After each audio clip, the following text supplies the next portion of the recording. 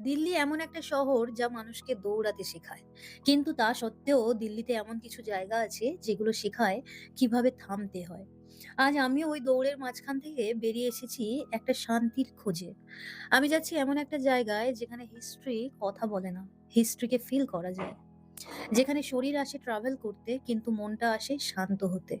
যেখানে হিস্ট্রি কোনো স্ট্যাচু হয়ে দাঁড়িয়ে নেই, হিস্ট্রি এখানে চুপ করে বসে থাকে। হ্যাঁ, রাজঘাট। এটা শুধু মহাত্মা গান্ধীর সমাধি না, এটা একটা প্রশ্ন। আমরা কি এখনো শান্ত হতে জানি? এখানেই মহাত্মা গান্ধীর শেষ অধ্যায়, কিন্তু তার ভাবনার কোনো শেষ কিন্তু নেই। আজকের ব্লগে আমরা দেখব গ্রিনারি, সানসেট, সাইলেন্স আর ফিল করব হিস্টোরিক্যাল ইমোশনকে। চলুন আজ একটু চুপ থাকি, চলুন রাজঘাটে যাই।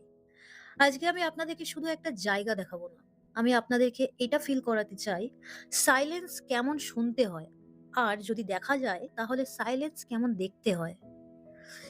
এটা রাজঘাট, আর এটা শুধু একটা ট্রাভেল ব্লগ না, এটা একটা মোমেন্ট যেটা শুধু আর শুধু অনুভবই করা যায়। তো চলুন আপনারাও আমার সাথে ফিল করুন হিস্টোরিক্যাল ইমোশনকে। এই রাস্তাটা শুধু রাস্তা না, এটা একটা ট্রানজিশন। নয়েজ থেকে সাইলেন্সে, স্পিড থেকে পিসে।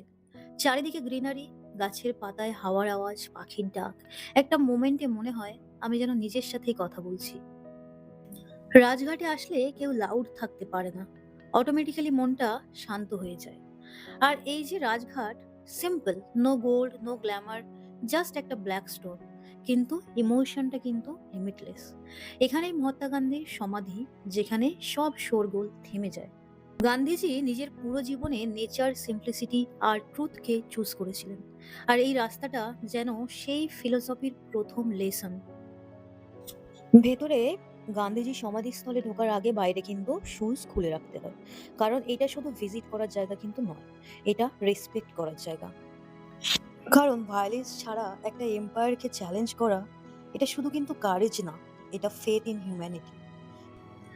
গান্ধীজি বলেছিলেন, in a gentle way you can shake the world. আজ এখানে দাঁড়িয়ে আমার মনে হচ্ছে, আমি বুঝতে পারি, পাওয়ার মানে কিন্তু লাউড হওয়া না, পাওয়ার মানে শান্ত থাকা। এই জায়গাটায় দাঁড়িয়ে মনে হয় আমরা সবাই ছুটেই চলেছি, দৌড়েই যাচ্ছি, কিন্তু শান্তিটা খুঁজতে ভুলে গেছি, শান্ত হতে ভুলে গেছি। এই জায়গাটা দেখে প্রথমে মনে হয় সিম্পল, শান্ত, অলমোস্ট এমটি। কিন্তু রাজঘাটের শান্তটা নর্মাল শান্তি নয়, কিন্তু এটা হিস্ট্রির শান্তি, ইতিহাসের শান্তি। রাজঘাট একটা সিম্পল জায়গা হলেও কিন্তু হিস্ট্রিটা কিন্তু অনেক ডিপ। রাজঘাট হলো মহাত্মা গান্ধীর সমাধিস্থল। 30th জানুয়ারি 1948 গান্ধীজিকে নিউ দিল্লিতে অ্যাসাসিনেট করা হয়। তার পরের দিন 31st জানুয়ারি 1948 তার লাস্ট রাইটস এই জায়গায় পারফর্ম করা হয়। এই জায়গায় যে ব্ল্যাক মার্বেল প্ল্যাটফর্মটা দেখা যায় সেটা গান্ধীজির স্মৃতির প্রতীক। প্ল্যাটফর্মের ওপর কোনো মূর্তি নেই, কারণ গান্ধীজি নিজের জীবনের সিম্পলিসিটিকে সবচেয়ে বেশি ভ্যালু দিতেন। প্ল্যাটফর্মের মাঝখানে যে ইটার্নাল ফ্লেম জ্বলে, এটা সিম্বলাইজ করে ট্রুথ, নন ভায়োলেন্স আর ওই আইডিয়ালস যা গান্ধীজি নিজের সারা জীবন ধরে ফলো করেছিলেন। রাজঘাট নামটা আসে এই এরিয়াতে আগে থাকা একটা ঘাট থেকে। যমুনা নদীর কিনারাগুলো দিয়ে এই জায়গাটা আগে ক্রিমেশন গ্রাউন্ড হিসেবে ইউজ হতো। রাজঘাট শুধু গান্ধীজির জন্য না, এটা ইন্ডিয়ার ফ্রিডম স্ট্রাগলের একটা সাইলেন্ট উইটনেস। দুনিয়ার অনেক বড় লিডার যেমন Nelson Mandela, Martin Luther, Queen Elizabeth two আর আরো অনেকে রাজঘাটে এসে গান্ধীজিকে ট্রিবিউট দিয়েছিলেন। বিকেলের সময় রাজঘাট আলাদাই লাগে। সূর্য যখন ডুবতে থাকে মনে হয় যেন হিস্ট্রিও চুপ করে বসে পড়ছে। গান্ধীজি চলে গেছেন, কিন্তু তার কথা, তার আইডিওলজি আজও এখানে হাওয়ার মধ্যে আছে। রাজঘাটে আসলে বোঝা যায় ফ্রিডম শুধু একটা ডেট না, ফ্রিডম হলো একটা রেসপন্সিবিলিটি। এখন সূর্য ধীরে ধীরে ডুবে যাচ্ছে, আকাশটা সোনার মতো রং ধরছে। দেখুন, সানসেট মানে এন্ড, কিন্তু রাজঘাটে সানসেট মানে লেগেসি। গান্ধীজি চলে গেছিলেন, কিন্তু তার আইডিয়াস আজও রয়ে গেছে। এই যে সূর্য যেমন ডুবে যাচ্ছে, তেমনি তার টিচিংস আজও নতুন করে উঠে আসে প্রত্যেকটা দিন, প্রতিদিন। রাত নামছে, লাইটগুলো জ্বলে উঠছে, রাজঘাট আরো বেশি শান্ত হয়ে যাচ্ছে। যেন এই জায়গাটা রাতের সব হিস্ট্রিগুলো চুপচাপ একসাথে বসে থাকে। ক্রাউড চলে গেলেও ভ্যালিউজটা চলে যায় না। রাজঘাট শুধু দেখার জায়গা না, এটা এক্সপেরিয়েন্স করার জায়গা।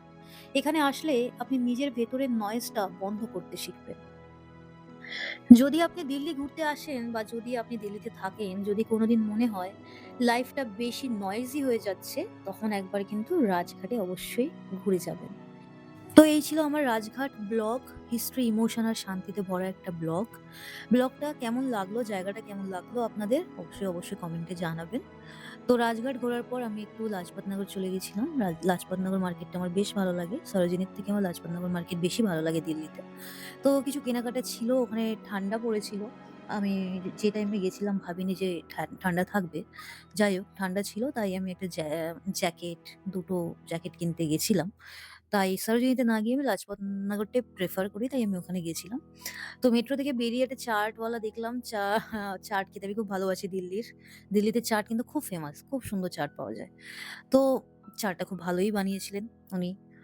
আমার বেশ ভালো লেগেছে। দিল্লির চাট কিন্তু খুব টেস্টিই হয়।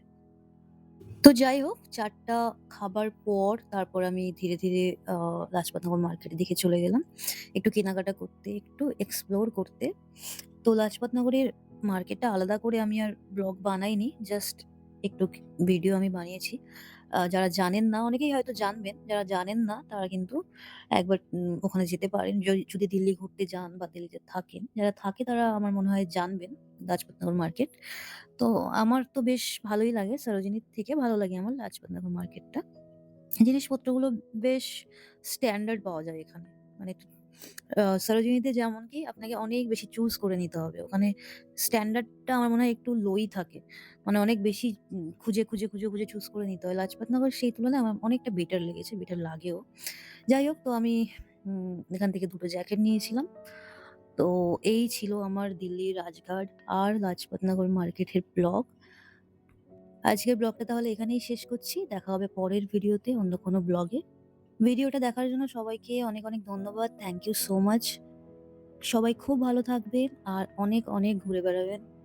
আর আমার ব্লগগুলোতে এই ভিডিওতে যদি কোনো ভুল ত্রুটি হয়ে থাকে তাহলে অবশ্যই কমেন্টে জানাবেন। আমি অবশ্যই ইমপ্রুভ করার চেষ্টা করব। আজ তাহলে আসি, দেখা হচ্ছে পরের ভিডিওতে। টাটা।